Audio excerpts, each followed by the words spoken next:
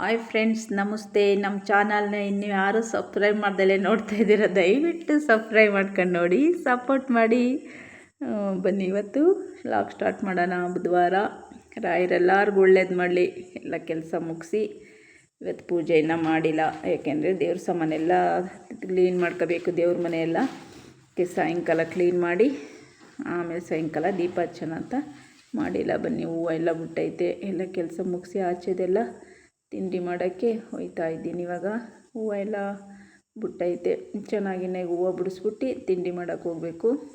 ಬನ್ನಿ, ಚೆನ್ನಾಗಿ ಬಿಡ್ತದೆ. ಗುಲಾಬಿ ಮಾತ್ರ ಗಿಡ ತುಂಬಾ ಬಿಡ್ತವೆ. ಇವಾಗ ಅಕ್ಕಿ ನೀರು ಹಾಕಿ ದಿವಸ ಇನ್ನೂ ಚೆನ್ನಾಗಿ ಬಿಡ್ತವೆ. ಡೈಲಿ ನಾನು ಅಕ್ಕಿ ನೀರು ಹುಯ್ತಾನೆ ಇರ್ತೀನಿ. ಮಿಕ್ಕಿದೆಲ್ಲ ತಗೊಂಡು ಹುಯ್ತಾ ಇರ್ತೀನಿ. ಇವತ್ತು ತಿಂಡಿಗೆ ಮೆಂತ್ಯ ಸೊಪ್ಪು ಮತ್ತು ಕಡಲೆಕಾಳು ನೆನೆಸಿದೆ, ಹಾಕ್ಬಿಟ್ಟು ಸ್ನ್ಯಾಕ್ಸ್ ಮಾಡಿ ರೊಟ್ಟಿ ಮಾಡಬೇಕು. ಬನ್ನಿ ನೋಡಿ, ಹೂವು ಒಂದು ಬುಟ್ಟಿ ತುಂಬ ಸಿಕ್ಕಿದ್ದು. 3 ಥರ ದಾಸವಾಳ ಸಿಗುತ್ತೆ. ಒಂದು ಕೆಂಪು, ಇನ್ನೊಂದು ಒಂದು ಕೆಂಪು ಥರನೇ, ಅದು ಒಂಥರ ಕಲರು, ಮತ್ತು ವೈಟ್ ಎಲ್ಲ ಬಿಡಿಸಿಟ್ಟು ಇವಾಗ ಈರುಳ್ಳಿ ಎಲ್ಲ ಒಗ್ಗರಣೆಗೆ ಹಾಕಿದೆ. ಮೆಂತ್ಯ ಸೊಪ್ಪು ಹಚ್ಚಿಟ್ಕೊಂಡಿದ್ದೀನಿ. ಮೆಂತ್ಯ ಸೊಪ್ಪೆಲ್ಲ ಹಾಕಿ ಒಗ್ಗರಣೆ ಮಾಡಿ ಆಮೇಲೆ ಅದು ಫ್ರೈ ಆದಮೇಲೆ ಕಡಲೆಕಾಳು ಹಾಕಿ ಮಿಕ್ಸ್ ಮಾಡಿ ಲಾಸ್ಟಿಗೆ ಕಾಯಿ ತುರಿ ಹಾಕಿ ಮಿಕ್ಸ್ ಮಾಡಿದ್ರೆ ಮೆಂತ್ಯ ಸೊಪ್ಪು ಕಡಲೆಕಾಳು ಪಲ್ಯ ರೆಡಿ ಆಯ್ತದೆ. ಬನ್ನಿ, ಮೆಂತ್ಯ ಸೊಪ್ಪು ಜಾಸ್ತಿ ತಿನ್ನಬೇಕು. ಯಾಕೆಂದರೆ ನಮ್ಮ ರಕ್ತ ತುಂಬ ಶುದ್ಧಿಯಾಗುತ್ತೆ. ರಕ್ತನ ಶುದ್ಧಿ ಮಾಡುತ್ತಂತೆ ಮೆಂತ್ಯ ಮತ್ತು ಮೆಂತ್ಯ ಸೊಪ್ಪು ಇವೆಲ್ಲ. ಅದಕ್ಕೆ ಸೊಪ್ಪುಗಳನ್ನ ಜಾಸ್ತಿ ತಿನ್ನಬೇಕು. ಅದರಲ್ಲಿ ಮೆಂತ್ಯ ಸೊಪ್ಪು ತುಂಬ ಒಳ್ಳೆಯದು. ಅದಕ್ಕೆ ತಗೊಂಬಂದಿದೆ. ಮೊನ್ನೆ ಸೋಮವಾರ ರಾಯರಿಗೆ ಹೋಗಿದ್ನಲ್ಲ, ತುರುವೇಕೆರೆಗೆ ತಗೊಂಬಂದಿದೆ. ಫ್ರೆಶ್ ಆಗಿತ್ತು. ಬೇರೆ ಸೊಪ್ಪು ಯಾವುದೂ ಇರಲಿಲ್ಲ ಅಲ್ಲಿ ಸರ್ಕಲಲ್ಲಿ. ಅದಕ್ಕೆ ನಾನು ಇದನ್ನೇ ತಗೊಂಬಂದೆ. ಮತ್ತು ಸಂತೆಗೆ ಹೋಗೋರು ಯಾರಂತ ಅಲ್ಲಿ ಇದ್ದಿದ್ದು ತಗೊಂಬಂದಿದ್ದೆ. ಅದಕ್ಕೆ ಮಾಡ್ತಾಯಿದ್ದೀನಿ. ಬುಧವಾರ ನಮ್ಮೂರಲ್ಲೇ ಸಂತೆ ಅಲ್ವಾ, ಮೈಸೂರಲ್ಲಿ ಮಾಡ್ತಾರನ ಅಂತ ತಗೊಂಬರ್ಲಿಲ್ಲ ಅವತ್ತು. ಇವತ್ತು ಸಂತೆಗೆಲ್ಲ ಹೋಗಿ ಬಂದಮೇಲೆ ದೇವ್ರ ಮನೆ ಕ್ಲೀನ್ ಮಾಡಿ ಪೂಜೆ ಮಾಡಬೇಕು. ಇದೆಲ್ಲ ಚೆನ್ನಾಗಿ ಫ್ರೈ ಆದಮೇಲೆ ಸ್ವಲ್ಪ ಅರಿಶಿನ, ಸ್ವಲ್ಪ ಉಪ್ಪು ಹಾಕಿ ಮುಚ್ಚಿಡಿ. ಆಮೇಲೆ ಅದು ಒಂದೇ ನಿಮಿಷಕ್ಕೆ ಎಲ್ಲ ಬೆಂದೋಗ್ಬಿಡುತ್ತೆ. ಅದು ಟೇಸ್ಟ್ ಆಗಿಬಿಡುತ್ತೆ. ಆಮೇಲೆ ಕಡಲೆಕಾಳು ಹಾಕಿ ಮಿಕ್ಸ್ ಮಾಡಿ. ಕೈ ಇರುತ್ತೆ ಸ್ವಲ್ಪ ಅಂತಿದ್ಲು ನಮ್ಮಮ್ಮ. ಕೈ ಇರೋದೇ ಆರೋಗ್ಯಕ್ಕೆ ಒಳ್ಳೆಯದು. ನಾವು ಯಾವುದು ಕೈ ಅಂತೀವೋ ಅದೇ ಆರೋಗ್ಯಕ್ಕೆ ಒಳ್ಳೆಯದು. ಹಾಗಲಕಾಯಿ, ಮೆಂತ್ಯ ಸೊಪ್ಪು ಅವೆಲ್ಲ ತಿನ್ನಬೇಕು, ತುಂಬ ಒಳ್ಳೆಯದು. ಮತ್ತು ಅದಕ್ಕೆ ಹೇಳ್ತಾಯಿದ್ದೆ, ಸಿಹಿಯನ್ನೇ ತಿನ್ನಬಾರ್ದು, ಕೈ ತಿನ್ನಬೇಕು. ನಮ್ಮ ಜೀವನದಲ್ಲಿ ಕೈಯಾದ ಜನಗಳಿದ್ರೇ ನಾವು ಒಳ್ಳೆತನ ಕಲಿಯೋಕ್ಕೆ ಸಾಧ್ಯ. ಕಹಿ ನಮ್ಮ ಬಗ್ಗೆ ಕೆಟ್ಟದಾಗಿ ಮಾತಾಡಿ ನಮ್ಮನ್ನೇನಾರು ಅಂತಾರಲ್ಲ, ಆವಾಗಲೇ ನಾವು ಜಾಸ್ತಿ ಬದಲಾವಣೆ ಆಗೋದು. ಇಲ್ಲಾಂದರೆ ನಾವು ಏನು ಗೊತ್ತಾಗಲ್ಲ, ನಮ್ಮ ಬಗ್ಗೆ ನಮಗೆ ಗೊತ್ತಿರಲ್ಲ. ಆವಾಗ ನಾವು ಒಳ್ಳೆಯದನ್ನು ಕಲಿಯೋಕ್ಕೆ ಸಾಧ್ಯ. ಕಹಿ ಜನಗಳ ಮಧ್ಯೆ ಇರ್ತೀವಿ ನೋಡಿ, ಆವಾಗ ನಾವು ಒಳ್ಳೆಯದನ್ನು ಕಲ್ತ್ಕೊತೀವಿ. ಇವಾಗ ಪಲ್ಯಕ್ಕೆಲ್ಲ ಮಿಕ್ಸ್ ಮಾಡಿದೆ. ಕಡಲೆಕಾಳೆಲ್ಲ ಒಂದು 5 ನಿಮಿಷ ಮುಚ್ಚಿಟ್ಟು ಆಮೇಲೆ ಲಾಸ್ಟಿಗೆ ಕಾಯಿ ತುರಿ ಹಾಕಿ ಮಿಕ್ಸ್ ಮಾಡಿದ್ರೆ ಒಳ್ಳೆ ಮೆಂತ್ಯ ಸೊಪ್ಪು ಕಡಲೆಕಾಳು ಪಲ್ಯ ರೆಡಿ ಆಯ್ತದೆ. ಈ ರೆಸಿಪಿ ಇಷ್ಟ ಆದರೆ ಯಾರಿಗಾದ್ರೂ ಲೈಕ್ ಮಾಡಿ, ಶೇರ್ ಮಾಡಿ, ಸಬ್ಸ್ಕ್ರೈಬ್ ಮಾಡ್ಕೊಳ್ಳಿ. ನನ್ನ ಮಾರ್ನಿಂಗ್ ರೂಟೀನ್ ಹೆಲ್ತಿ ಬ್ರೇಕ್ಫಾಸ್ಟ್ ಆಗಿರುತ್ತೆ. ಮಾಡ್ಕೊಳ್ಳಿ, ಈ ಥರ ಮಾಡಿಕೊಡಿ. ಮಕ್ಕಳಿಗೆ, ದೊಡ್ಡವರಿಗೆ, ಅದು ಶುಗರ್ ಇರೋರಿಗೆಲ್ಲ ತುಂಬ ಒಳ್ಳೆಯದು. ಮಾಡಿಕೊಡಿ ಫ್ರೆಂಡ್ಸ್. ಮಾಡ್ಕೊಳ್ಳಿ, ನೋಡ್ಕೊಳ್ಳಿ, ತಿನ್ಕೊಳ್ಳಿ. ಮಾಡ್ಕೊಳ್ಳಿ, ನೋಡ್ಕೊಳ್ಳಿ, ತಿನ್ಕೊಳ್ಳಿ. ಇದು ಸಿಹಿ ಚಂದ್ರವರ ಡೈಲಾಗ್ ಇದು. ಬನ್ನಿ, ಇವಾಗ ಚಟ್ನಿ ಮಾಡೋಕ್ಕೆಲ್ಲ ಕಾಯಿ, ಮೆಣಸಿನ್ಕಾಯಿ ಎಲ್ಲ ಹಾಕಿಟ್ಟಿದ್ದೀನಿ. ಹುಣಸೆಹಣ್ಣೆಲ್ಲ ಅದಕ್ಕೆ ಸ್ವಲ್ಪ ಈ ಲಾಸ್ಟಲ್ಲಿ ಉಪ್ಪು ನೋಡ್ಕೊಂಡು ಮುಚ್ಚಿಬಿಡಿ. ಈ ಲಾಸ್ಟಲ್ಲಿ ಉಪ್ಪು ರುಚಿ ನೋಡ್ಕೊಂಡು ಎಷ್ಟು ಬೇಕೋ ಅಷ್ಟು ಉಪ್ಪು ಹಾಕಿ. ಸೊಪ್ಪೆಲ್ಲ ಹಾಕಿರ್ತೀವಲ್ವ, ಮತ್ತು ಕಾಳಿಗೆ ಸ್ವಲ್ಪ ಬೇಯಿಸುವಾಗ ಹಾಕಿರ್ತೀವಿ.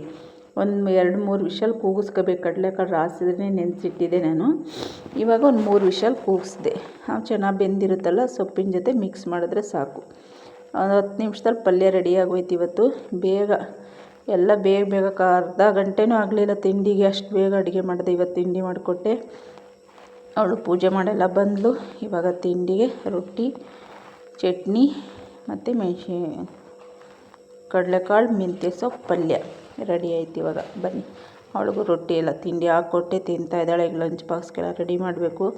ಅವಳಿಗೆ ಹಾಕ್ಕೊಡ್ತೀನಿ. ಇನ್ನು ನಮ್ಮ ಮನೆಯವ್ರು ಬಂದಿಲ್ಲ. ಆಮೇಲೆ ನನಗೂ ಅವ್ರಿಗೂ ಹಾಕ್ಕೊತೀನಿ. ಬಿಸಿನ ಆರೋದ್ರೆ ತಿನ್ನೋಕ್ಕಾಗಲ್ಲ, ಆಮೇಲೆ ಹಾಕ್ತೀನಿ. ಏನಪ್ಪ ಅಂದರೆ ಇವತ್ತು ಮೆಣಸಿನ್ಕಾಯಿ ಹುರಿದಿಟ್ಟಿದೆ.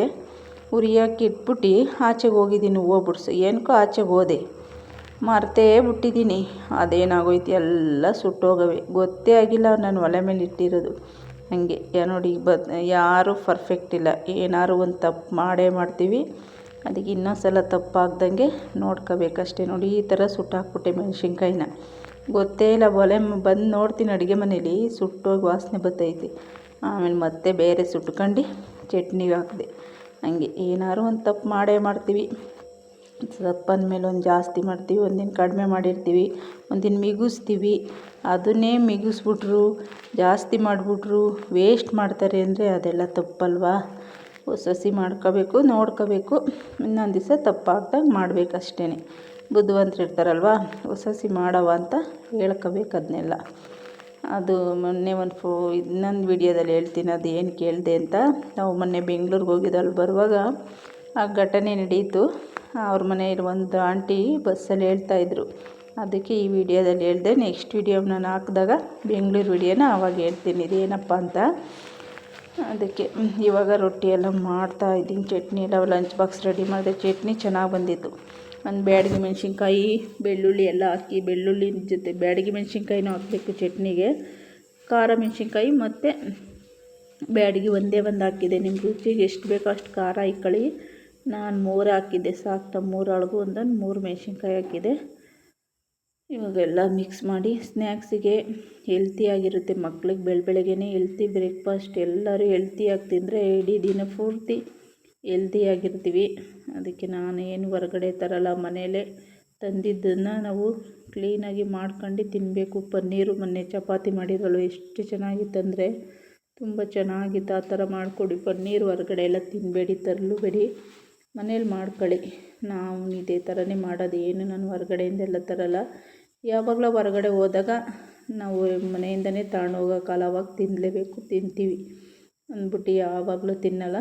ನಾನಂತೂ ಇಲ್ಲಿ ಬಂದಮೇಲೆ ಮನೆಯಲ್ಲೇ ಜಾಸ್ತಿ, ಮನೆಯಲ್ಲೇ ಊಟ ಅಡುಗೆ ಎಲ್ಲ. ನಾನು ಹೊರಗಡೆ ಜಾಸ್ತಿ ತಿನ್ನಲ್ಲ. ನಾವಿಲ್ಲಿ ಬೆಂಗಳೂರಲ್ಲಿ ಇದ್ದಾಗಲೂ ಅಷ್ಟೇ, ನಾವು ಇದೇ ಥರನೇ ಹಳ್ಳಿ ಲೈಫ್ ಸ್ಟೈಲೇ ನಾವು ಇದ್ದಿದ್ದು. ಅಲ್ಲೇನು ಯಾವಾಗಲೂ ನಾವು ಹೊರಗಡೆ ಎಲ್ಲ ಒಯ್ತಾ ಇರಲಿಲ್ಲ, ಮನೆಯಲ್ಲೇ ನಾವು ಮಾಡ್ಕೊಳ್ತೀನಿ. ನೀವು ನಂಬ್ತೀರ, ನಾವು ಟಿ ವಿ ತಕ್ಕ ಬಂದು 5 ವರ್ಷ ಆಯಿತು, ಒಂದು ದಿವಸನೂ ನಾವು ಒಂದು ಗೋಬಿ ತಿಂದಿಲ್ಲ ಫ್ರೆಂಡ್ಸ್. ನಮಗೇನೂ ಇಷ್ಟನೇ ಆಗೋಲ್ಲ. ಹೊರಗಡೆ ಜಾಸ್ತಿ ತಿನ್ನಬಾರ್ದು, ಹೆಲ್ದಿಯಾಗಿರಲ್ಲ. ಮನೆಯಲ್ಲೇ ಮಾಡಿಕೊಡಿ ಮಕ್ಕಳಿಗೆ ಆದಷ್ಟು. ಎಷ್ಟು ಇವಾಗೆಲ್ಲ ಇದು ಮಾಡ್ತಾಯಿದ್ದಾರೆ. ನೋಡಿ ಬ್ಯಾಗ್ ಹೊತ್ಕೊಂಡು ಓಡ್ತಾವಳೆ, ತಿಂದ್ಬಿಟ್ಲು. ಅವ್ರ ಅಪ್ಪ ಬತ್ತು, ನಾನೇ ಕರ್ಕೊಂಡು ಹೋಗಪ್ಪ ನನ್ನ ಅಂತ ಅಂದ್ಲು. ಸರಿ ಕರ್ಕೊಂಡು ಹೋಗ್ಬಿಡ್ತೀನಿ ನಡಿ ಅಂತ. ಬ್ಯಾಗ್ ತೂಕ ಇರಲಿಲ್ಲ, ಹೊತ್ಕೊಂಡು ಓಡ್ತಾಯಿದ್ಲು. ಶೂ ಹಾಕಪ್ಪ ಅಂದ್ಲು, ಅದಕ್ಕೆ ಶೂ ಹಾಕ್ತಾಯಿದ್ರು. ಹಂಗೆ ಅವಳವ್ರ ಅಪ್ಪ ಅಂದರೆ ಜೀವ ಅವಳಿಗೆ. ಸುಮ್ಮನೆ ಸ್ಕೂಲ್ಗೆ ಹೋಯ್ತಾಳೇನೋ ಗೊತ್ತಿಲ್ಲ, ಮನಸ್ಸೆಲ್ಲ ಇಲ್ಲೇ ಇರ್ತದೆ ಅವಳಿಗೆ. ಹಂಗೆ ಶೂ ಎಲ್ಲ ಹಾಕಿ ಕಳಿಸ್ತಾರೆ ಅವರು. ಮನೇಲಿ ಇದ್ದಾಗ ಹಾಕ್ತಾರೆ. ಚೆನ್ನಾಗಿ ಹೊಸ ಶೂ. ಇವಾಗ ಅವಕ್ಕೇನೆ ಒಂದೊಂದು 1000 ರೂಪಾಯಿ ಶೂಗಳವು.